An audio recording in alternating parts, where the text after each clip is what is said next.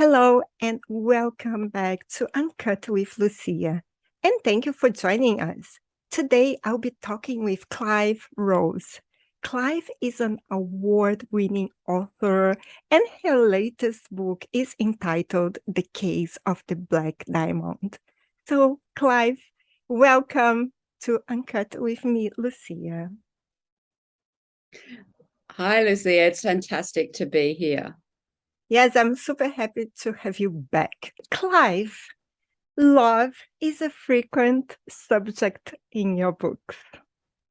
In your Yes, in your opinion, what does love take so much courage? because it's about being brave enough to show someone who you are. And even if their response is not supportive of that, you have to love yourself enough to know that it's okay to do it and that the other person's response is a matter for them. So it's about, I think, owning your feelings and knowing what's not yours. That's very difficult for a lot of people to do because when you're in a relationship, your feelings often get tangled up with the other person or persons. Some people have more than one partner, and that's fine. And I think it's really hard to remember that we're only responsible for ourselves and our own hearts. And if you're brave enough to show someone your vulnerable parts, then that's a tremendous act of courage and a tremendous act of trust. And if the other person doesn't respond in kind or doesn't respond well to that, well, that's unfortunate, but you did nothing wrong. You stood Mhm. up for yourself. You stood up. I always say when I'm writing about my characters, it's at some point they have to stand up their own hearts. They have to say, this is what my heart wants. This is what lights me up. And usually, because it's a romance novel, it's the other person. But not always. Sometimes there's more than just that. Sometimes they want to achieve something or they're working towards something and they have to make a choice. Mhm. And it's courageous to make choices that are unpopular in the world around you and that may cause backlash. But if it's true to yourself, then it's never the wrong choice. It just is hard to weather the storm that might come with it. And that's where the courage comes in. Yeah. And also, I think we need the courage to struggle with some differences. For example, Mm. I think that one of the most dangerous killers of relationship is unrealistic expectation. Or what do you think about it? Well, I said to someone a long time ago that expectations are invidious, and I think we need to draw a line between expectations and standards. It's a very subtle difference, but but it's important because a standard can be, this is my line, I'm holding that line. And an expectation is, you must meet this for me. And that is not the same thing. A standard you hold within yourself, an expectation is something you put on someone else. Yeah, exactly. So, and once you're doing that, it becomes a thing, it becomes about power and control and making the other person happy. And often that can be at your expense. And that's not a standard I personally think is helpful when you're trying to build something healthy together. I Mm. always think of the relationship as a third party. So if you've got a person A and person B, and then the connection between them is a third thing. It's bits of both of them, and they're both responsible for that, but they're definitely not responsible for each other. Mhm. So Exactly. it's kind of like having a little limited liability company. Your liability is limited. I know that's not the best analogy, but I actually think it works because if you're putting something together, it's a relationship, and it needs to have both of you in it pretty much on the same page at the same time for it to have any chance. And if you cruel yourself, you say, no, I want X, and I'm going to pretend I don't want X because I know they don't want that. It's not going to go anywhere good, is it? It's not going to And work. it's not actually the other party's fault that you held yourself back from what you really wanted. Yeah. It's just so you could have a relationship with them. And you might only learn that later. Often you learn what that relationship was there to teach you well after it's over, when everything's calmed down and you look back and you go, oh yeah, oh well, yay, thanks for the lesson. Ouch. Yes. Yeah. So um I often think of the relationship or the connection as a third. In my books, it's a third character almost. It's always a third. And it's the one that it's the one that has the furthest to travel because it's not like the other two characters who have a backstory and have lived a little bit. It's new. So, and talking about your books are mainly historical romance fiction. So did you grow up watching love stories and reading romance novels? I did. I grew up there used to be a show on TV. I don't know if anyone remembers it, called The Love Boat. Every episode, there was a romance. Every episode. So pretty much everyone fell in love in about 40 minutes. And the staff on the boat were the same, but the people, because it was a cruise ship, people came and went. And I still think it's actually a pretty good premise for a story, because you've got your standard characters, and then you've got the people who come and go, who can add difference, and often they were guest stars, very famous actors who would be on the show for 1 or 2 episodes. You could have all these stories within the overarching story. It's like when you have a hotel or something, and the same thing. You've got your main staff, and then you've got all these other characters that can come and go, that can add different energies to different episodes. And I think it's quite a clever way to do a story, because you've always got something to put on the end. So as a writer, I'm thinking, well, clearly it's pretty much a series built. And I read the Sweet Valley High books were big for me when I was young, which were about two twins in the Californian high school. And one twin was very good girly, and the other one was a little bit wild. And sometimes they got mixed up because they looked alike, and there were some games around that. And one would have a crush on the bad boy, and the bad boy would mistake the good girl for the girl who was trying to steal a kiss, and sometimes they would end up in trouble. Anyway, they were a big deal. So those were the first ones I read. But I also read a lot of mysteries, because I like the clever plots of a lot of mysteries. I started out with things like Famous Five and Secret Seven, Nancy Drew, and then I went on to Agatha Christie and Sherlock Holmes and all of that. Me too. And I was a big, and still am a big, Jessica Fletcher fan. Murder, She Wrote, love it. I know it's very twee. Everywhere that woman goes, people die, but I still love it. Still think it's great. Yeah, and Diagnosis Murder as well, with Dick Van Dyke. In fact, the whole Van Dyke family are fabulous. Yeah, exactly. I agree with you. I love mystery, and Agatha Christie was part of my childhood. Like, I loved reading her books. And Clive, when it comes to the creative process, what is the most challenging aspect when it comes to creating stories, in your opinion? What's the most part? The most challenging aspect, there's two, I'd say. The first one is getting the first draft out. I go into high anxiety around that, but you've got to get it out, because the bottom line is you can't make anything without the clay to make it. And that first draft is clay. It's literally mud, it's dirt, it's all going to be terrible, but you've got to get it out. Otherwise you can't mold it into anything. So, I usually just start. I don't even care where I start. I get an idea for one scene, and I'm like, that's fine. It'll figure it out. And often that scene I might think that's the beginning, but 9 times out of 10 it ends up halfway in the middle, or cut altogether. But usually it ends up somewhere in the middle. In Always a Princess, my debut novel, the scene that I thought was the first scene is literally slap bang in the middle of the novel now. And I remember the first time I had someone work on it with me, and they said, your book starts in the wrong place. That's why you add so much backstory at the beginning. Don't do that. Start it somewhere else. I'm like, okay. And actually, the minute I did that, everything kind of fixed up order-wise, and I could cut a lot of words because it was over length.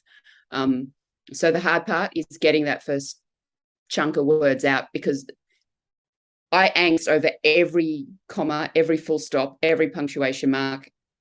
So the first draft is always the hardest. Once it's out, I go through it, and then I've got something to work with. And then I can get into rhythm and flow of the story and start to send it in a specific direction. Because there's too much choice. I find that's what's hard about it. There's too much choice. I don't know where the story is going to go. I write an outline, but the way my outlines look at the beginning and the way the book ends up looking is never the same. Never. So the outline is lovely and it gives me an idea, but I never follow them. So it's basically just there to force me to think through some of the major points of the story. And the other hardest part is knowing it's going to be read when I've sent it to someone, anyone. Like when I send it to my beta reader or my publisher, I know someone's going to read it, and paroxysms of anxiety, panic attacks. Anyone who sees me on Twitter knows sometimes I go, had 3 panic attacks a day. You can tell that's obviously a day when someone's reading something I've written, because I release my blog and I have a panic attack. I do it weekly. I'm like, oh God, people are going to read it now. Wow, I can't imagine. Oh, I would panic as well. But before sending your manuscript to your publisher, for example, do you show it for someone? Like yes. I have a mentor, a lady who, I have a lady who reads it through and gives me a full report on it. And I take in all her changes, and then I have another reader who reads it and then comes back to me with things that didn't make sense to her or things that didn't work for her. And I put those things together and I go through that. And then I go through it twice more myself for proofing before my publisher even sets eyes on it. So it's been through 2 external editing processes and 2 internal editing processes before my publisher even sees it. And when I'm the publisher, as is the case with the case of the Black Diamond, then I basically have quite a few people read it. And this is a re-release book because it was in an anthology, and the rights have come back to me now, and I'm making changes to it and releasing it again just by myself.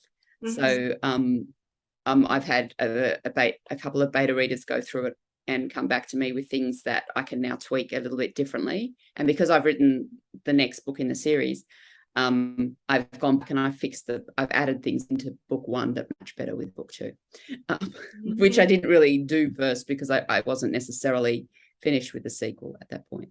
So I'm going to make it a set of 5, and it's the first part of 5. And the second part is coming out in November. The second one is coming September. The case of the Black Diamond is the first part of a mystery. The second part's coming out in November, and then I'm making them into a little investigative agency because they're detectives, basically, the characters. Historical detectives operating at a very interesting time in British history, when the Queen was being investigated for adultery, and because the King didn't like her. And basically that year in British history has so much intrigue and exciting stuff that I wanted to set a few stories in that year. So I decided to keep the characters the same and make it a series.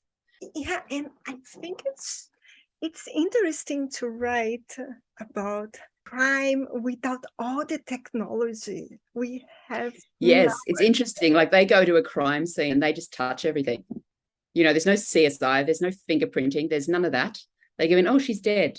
Okay, the most they might be able to do is she was strangled or she was stabbed or something. They can't do much more than that, because and autopsies weren't necessarily a go back then, because there was a lot more church in the state than there is now, or maybe not, but they wouldn't just cut someone open for the hell of it.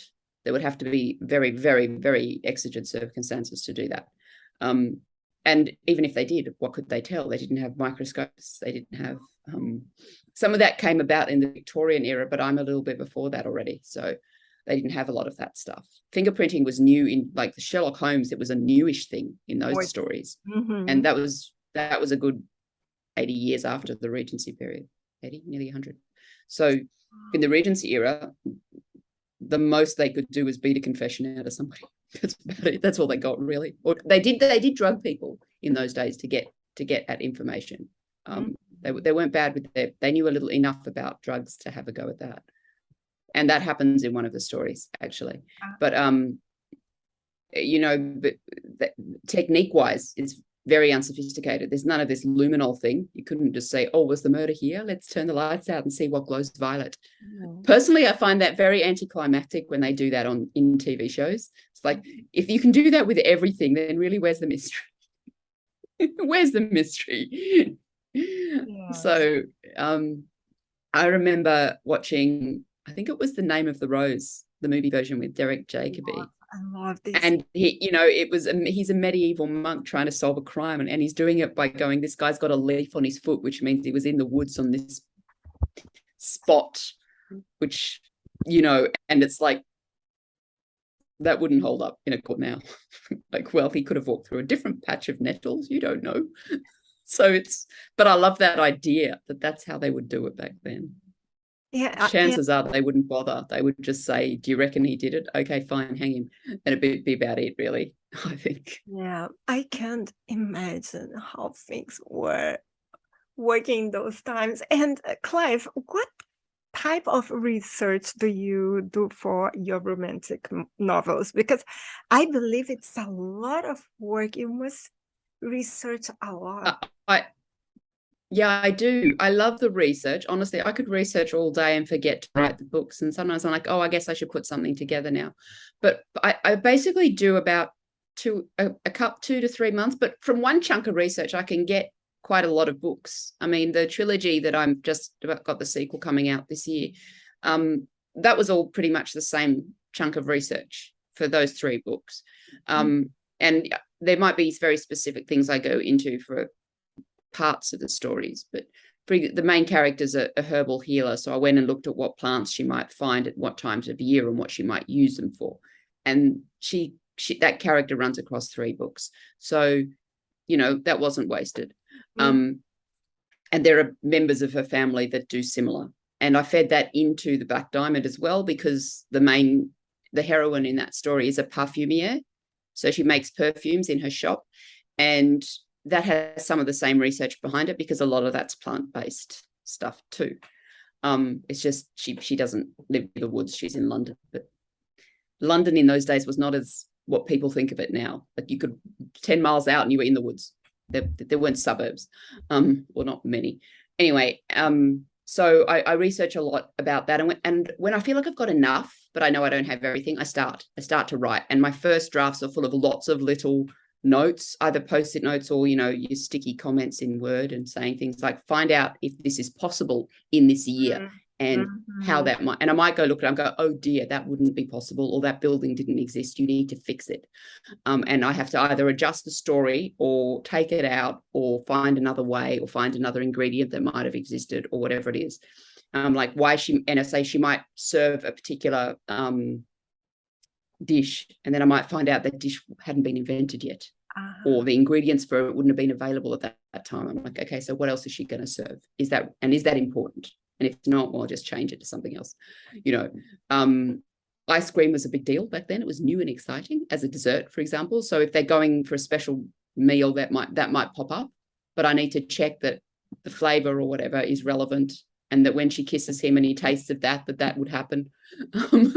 That's how anal I get. I'm like, he wouldn't taste of that, because in one of my stories, I described a character when she kissed him as tangerine.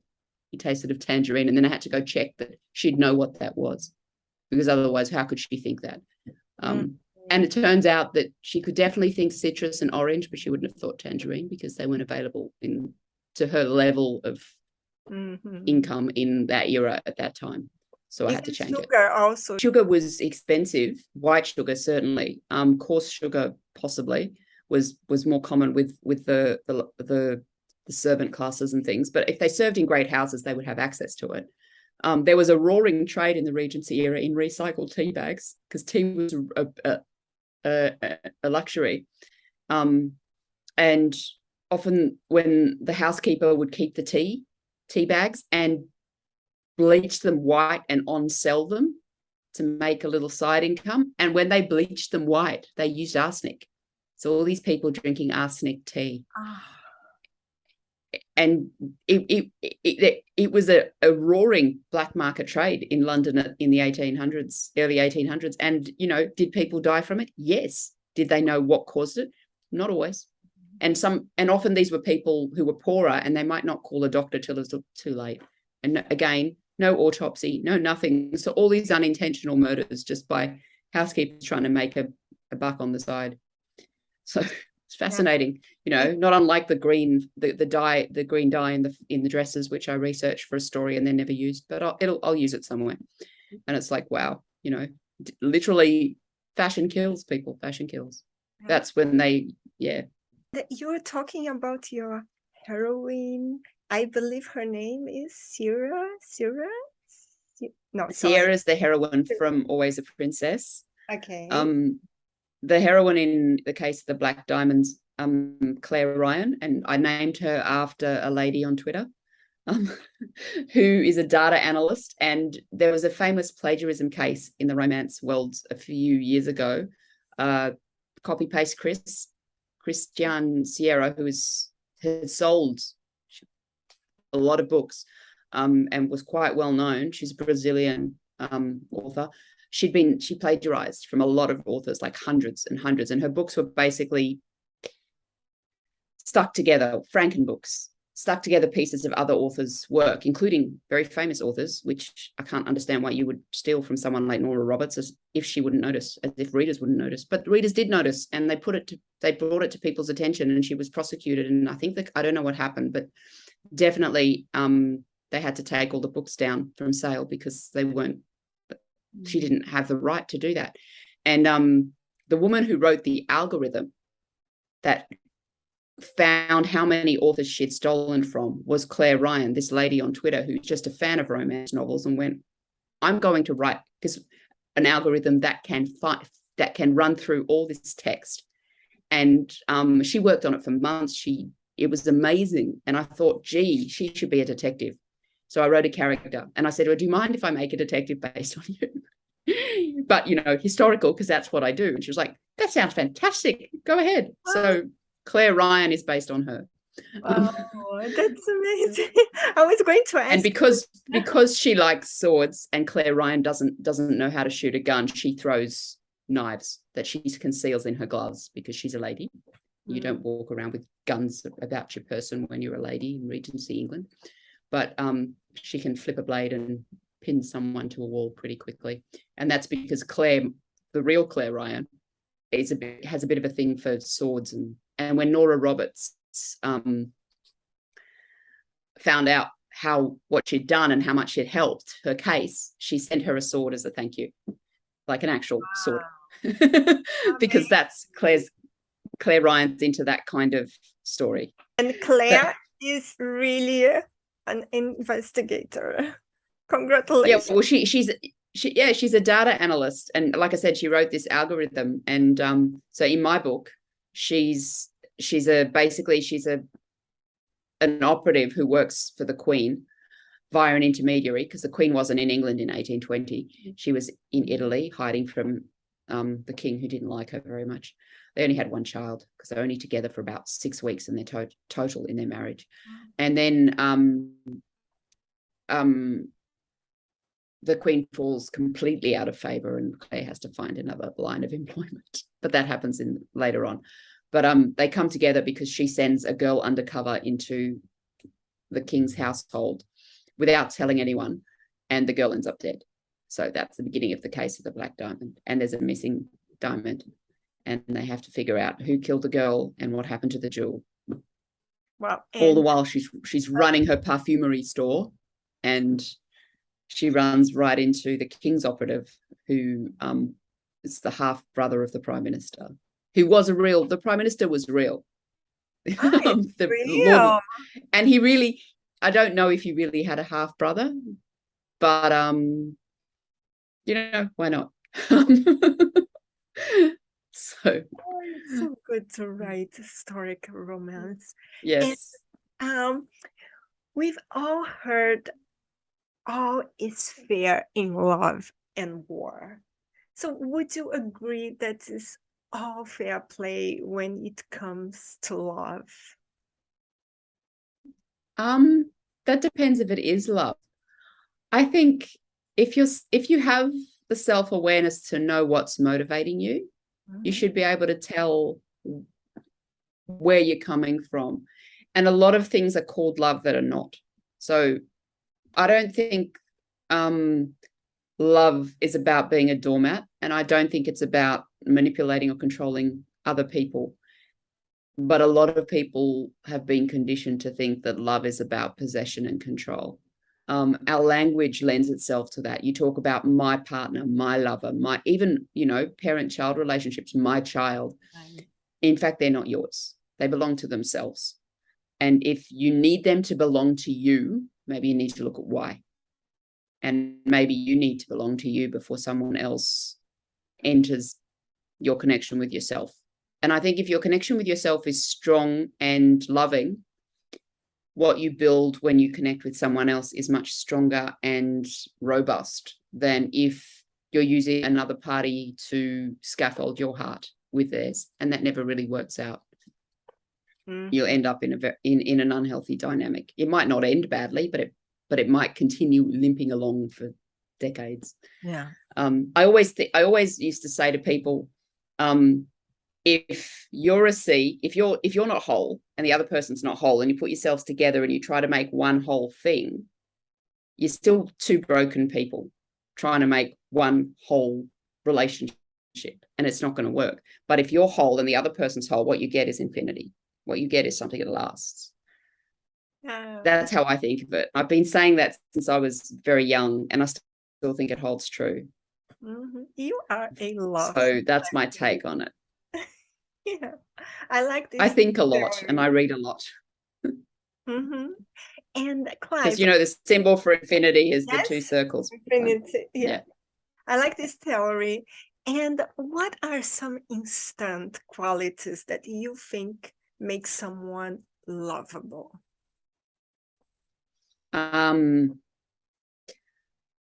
Well, I think that's very unique to different people, but I like subjectively speaking, I like quite honest people who are very blunt about what they're doing there. So if I want to do something and the other person doesn't, and they say, look, I'll do it if you want to, to be with you, but I'm not actually that into it. I would rather they said that than pretended they liked it. Because then I know, firstly, that's a compliment to me, and then I can decide whether I want them to do that or not. But if I think they're doing it because they like it, there's already a little lie in there, and those lies get bigger as everybody's done it. We've all done it. We've all pretended we liked X band or hiking, and there's a lot of rom-coms based around this. And does it ever work? It never works. It never works because you're not being genuine, and the other person believes that's you, and you really can't get mad at them when they find out that's not you, and they're like, oh, that's not what I thought. It's not even their fault. So I like people people that say, I went a week, I tried to give up coffee for a week because I wasn't sleeping very well. And I said to somebody, I feel like I'm moving on half speed. I said, this guy I was seeing, I said, I feel like I'm moving on half speed because I haven't had coffee for a week. And he said, well, that's your stupid decision. I thought, well, that's a bit harsh, but he's not wrong.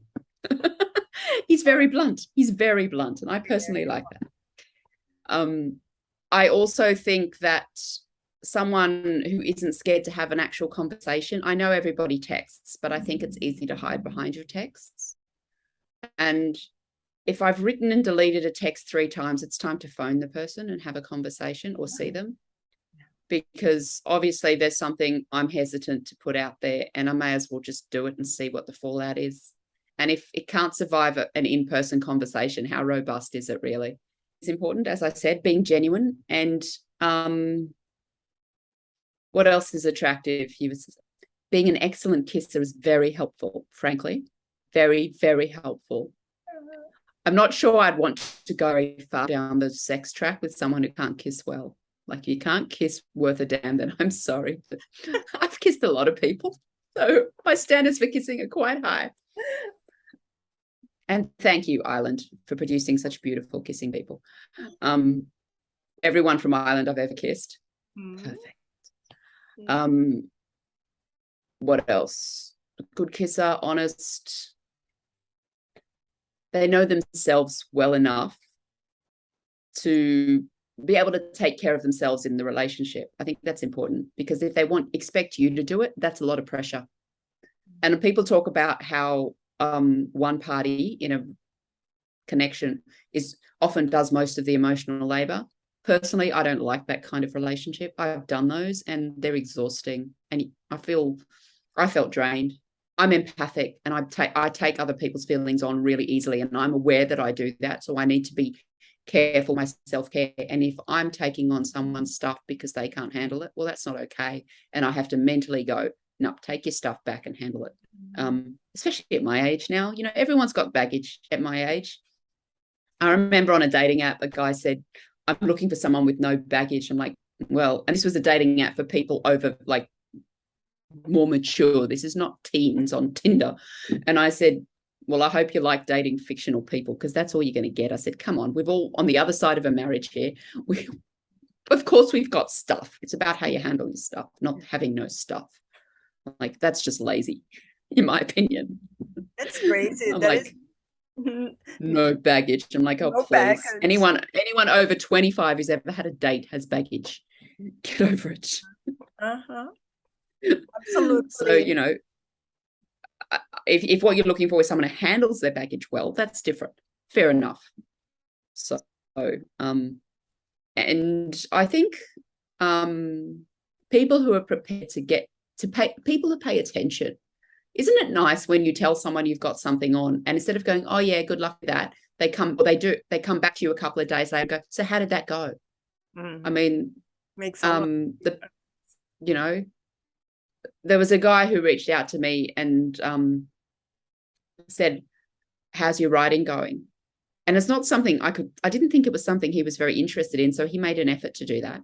And I thought that was nice. And then I thought, oh, he's just being polite to, you know, but he got really interested. He goes, actually, I read this one. I wanted to ask about this character. I'm like, you've read my books? That's a very good in. Like, dude, that's smooth. And I did go on a date with a guy who lied about reading my books. That did not work. Because I don't have a massive ego, but like, I wouldn't notice. I did write them. Write them. So if you don't, because he talked about like them like they were nonfiction. I'm like, no, you didn't read them, because then you would know. Because I've written nonfiction works under a different, and I thought, no, you didn't read them. So why did you tell me you did? I don't expect that you have, but then don't say you did. So that was a big, that one fell very flat. I was like, no, I'm sorry, that doesn't fly. Why would you lie about that? I didn't pretend I'd read anything you'd written. Yeah, because for sure you were going to ask him something about the book. Well, I could tell by when he talked to me. I said, what did you think of them? He said, oh, well, you know, they were good. I enjoy nonfiction. I'm like, I said, my books are fiction. He goes, no, they're not. I'm like, sorry, you're mansplaining my books to me? My own books that I wrote? Okay, bye. No more. Not his best move. The one who had read them and asked about the characters and was a very good kisser, much smoother. Well done, you. So, you know, and so outright lying is definitely a turn off for me. Yeah. I think you said something very important also, that it's authenticity. This is very important. Yes. I think you get to a point where you're just over the fake stuff, you know. It's like if you don't clean your house every day, don't pretend that you do. I don't care. Like if I'm interested in a person, I'm interested in a person, you know. And if that's important to me, well, fine, then I'll make a choice accordingly. But at the end of the day, don't fake it that never works. It just never works.